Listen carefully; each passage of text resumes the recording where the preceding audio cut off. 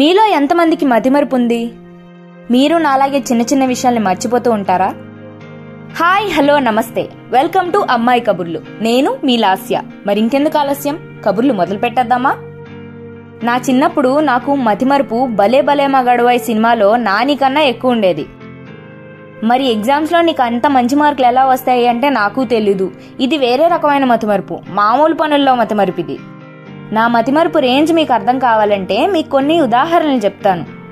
TV దగ్గర అందరం కూర్చొని అన్నం తింటూ ఉంటే టీవీ చూస్తూ అన్నం కలుపుకొని నోట్లో ఒక ముద్ద పెట్టుకొని ఆ ముద్ద నవలడం మర్చిపోయేదాన్ని నేను. అది మన మతిమరుపు రేంజ్. నాన్న నీళ్లు తెమ్మని అడిగితే నేను సీరియస్ గా వంటగదిలోకి వెళ్ళి నీళ్లు పట్టుకొని చక్కగా నీళ్లు తాగేసి వచ్చేసేదాన్ని. తిరిగి నాన్న నీళ్ళేవమ్మా అని అడిగితే అయ్యో నాన్న మర్చిపోయాను అని చెప్పి మళ్ళీ నీళ్లు పట్టి తెచ్చి అమ్మకిచ్చేదాన్ని.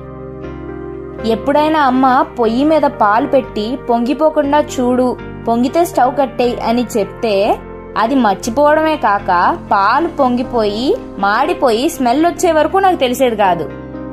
ఇంకా కుక్కర్ విజిల్స్ ఎన్నొచ్చాయో చూసి 3 విజిల్స్ వచ్చిన తర్వాత ఆపమని చెప్తే అంతకన్నా దురదృష్టం మరింకేదీ లేదు.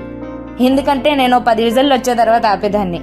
అమ్మ అడిగితే 3 వచ్చాయమ్మా అని చెప్పేదాన్ని. అన్నం మాడిపోయేది. పోనీ ఇలా మర్చిపోతున్నానని అమ్మ పదే పదే చెప్పిన విషయమే మళ్ళీ చెప్తుంటే ఎందుకు అన్నిసార్లు నాకు చెప్పిందే చెప్తావు అని చిరాకు పడేదాన్ని. మళ్ళీ ఒకసారి చెప్తే మర్చిపోయేదాన్ని. ఒకానొక టైంలో నాకు మతిమరుపు పాప అని బిరుదు కూడా ఉండేది. మీకు ఇలా చిన్న చిన్న విషయాల్ని మర్చిపోయే అలవాటు ఉందా? మీరు నాలాగే మతిమరుపు మనుషులా? దానివల్ల ఇంట్లో మీకు తిట్లు పడేవా? బై ది వే, నాకు ఇప్పుడు మతిమరుపు లేదు సుమా. మీ ఎక్స్పీరియన్సెస్ ని కమెంట్ సెక్షన్ లో మాకు చెప్పండి. మరిన్ని కబుర్లతో వచ్చే ఎపిసోడ్ లో మళ్ళీ కలుద్దాం. MS Chronicles కి సబ్స్క్రైబ్ చేసుకోండి మరి.